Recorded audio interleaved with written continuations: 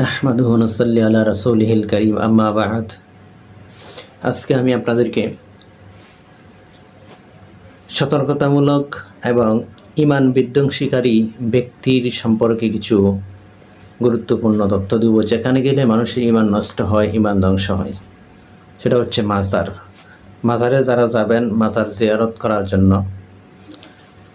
আল্লাহ ওয়ালা যারা আছেন, বাংলাদেশ 360 জন আল্লাহ ওলি আছেন, তাদের কবর ছাড়া এবং নিয়ত করে তাদের কবরে যাওয়া যাবে না। এমনিতে আপনি সিলেট গেছেন, শাহজালাল রহমতুল্লাহ আলাইহির মাজারটা একটু ঘুরে আসলেন, জিয়ারত করে আসলেন, এভাবে। কিন্তু নিয়ত করে যাওয়া নিষেধ। মসজিদে আপনি নিয়ত করে যাবেন, নামাজ পড়তে কাবা ঘরে যাবেন, বাইতুল্লাহ যাবেন, মদিনায় যাবেন, নিয়ত করে যাওয়া সওয়াবের কাজ। কিন্তু মাজারে নিয়ত করে যাওয়া কোনো সওয়াবের কোনো কাজ নেই, সওয়াবের শরীয়তের কোনো অংশ নাই। সুতরাং এই যে সুন্নিরা এত লাফালাফি করে, এত মাজার পূজা করে, তারা মাজারে সিজদা করে, মাজারে শিরিক করে তাদের ঈমানকে নষ্ট করছে, মানুষের ঈমানকে নষ্ট করছে। মাজারে যাওয়ার জন্য, সিজদা করে যাওয়ার জন্য, মাজারে দান খয়রাত করার জন্য, মাজারে টাকা পয়সা দেওয়ার জন্য। আর এই মাজার মৃত ব্যক্তি টাকা পয়সা দিয়ে কী করবে ভাই? একজন জীবিত মানুষ পঙ্গু হয়ে পড়ে আছে, হাসপাতালে চিকিৎসা করতে পারতেছে না, ডাক্তারের কাছে যাইতে পারতেছে না, তাকে দান করুন। আপনি মাজারে দান করবেন কেন?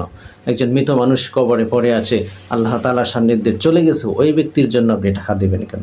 ওই টাকাগুলো যারা মাজার দেখাশোনা করে, তাদের পেট লালন পালন করে, তাদের সংসার পালন করে, সুতরাং তাদেরকে না দিয়ে একজন ফকিরকে দিবেন, একজন পঙ্গুকে দিবেন, একজন অন্ধকে দিবেন, একজন গরিবকে দিবেন, একজন অসহায়কে দিবেন। তাহলে আপনি দুনিয়াতেও উপকার পাবেন, আখিরাতেও উপকার পাবেন। এই সুন্নিরা হচ্ছে বন্ড। সুন্নি মানে বচ্চা। সুন্নিদের সাথে বিবাহ দেওয়া হারাম, সুন্নিদের সাথে আত্মীয়তা করা হারাম, কারণ এরা শিরিক করে, মুশরিকের অন্তর্ভুক্ত। সুন্নিদের সালাম দেওয়া জায়েজ নেই, তাদেরকে সালামও দেওয়া যাবে না, কারণ তারা হচ্ছে মুশরিক। ঈমান নবায়ন না করা পর্যন্ত তাদেরকে সালাম দেওয়া যাবে না। সুন্নি হচ্ছে ইহুদিদের দালাল, সুন্নি হচ্ছে মন্ড, সুন্নি হচ্ছে মুশরিক, সুন্নি হচ্ছে শিরিক। সুন্নি মানেই হচ্ছে মুশরিক, সুন্নি মানে হচ্ছে শিরিক। তারা শিরিক করে সর্বক্ষণিক আল্লাহর রাসূলকে অস্বীকারী। নবীজি নিষেধ করছেন কবরকে উঁচু করার জন্য, অথচ তারা কবরকে উঁচু করে পাহাড়ের টিলার মতো বানায়। নবীজির কথাকে যারা অমান্য করে, তারা কখনো নবীর প্রেমিক হতে পারে না। মুখে মুখে নবীকে ভালোবাসি বলে তারা অন্তরে ভালোবাসে না। জীবনে কোনোদিন মেসওয়াক করে নাই, জীবনে কোনোদিন নবীর সুন্নত পালন করে নাই। যারা বাম হাতে খানা খায়, তারা কি আবার নবীর আশেক হতে পারে? কখনোই না। সাহাবায়ে কেরাম নবীর আশেক ছিলেন।